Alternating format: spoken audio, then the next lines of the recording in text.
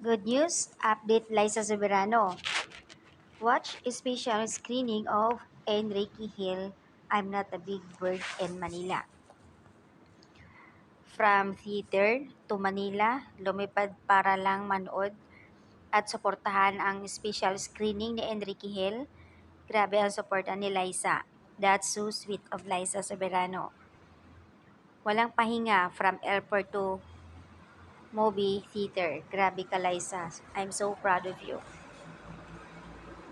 Sa katunayan nga, palis na nga daw, kaagad-agad si Liza, papuntang LA, Los Angeles, kaya nga nagrarant siya kay Enrique na wala siyang time talaga dahil nga sa sobrang busy.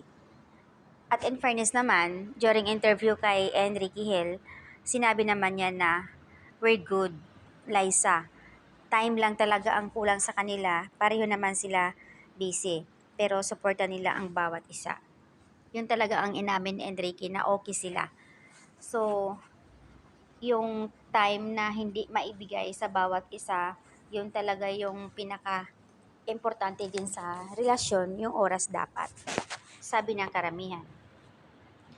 Liza crying from too much laughing. Healthy relationship, whatever it is, good for them. Sobrang busy ni auntie. Better late than never, diba? Fan service pero wala si Enrique Hill. Tapos nung di nakapunta kayo, nagsasabi hiwalay na. In this kind of relationship, the soft and supportive each other. Talagang nag-sponsor si Liza to support Enrique Hill. Grabe, healthy and low-key relationship. Sana all. If it works for them, and then dyan sila happy. Dapat support each other. Obvious na patunay na walang nagbabago sa relasyon nilang dalawa. Mahal na mahal nila ang bawat isa. Kung may napupuna ang mga suggestion ni Liza to yung mga bashers and haters lang ni Leskin.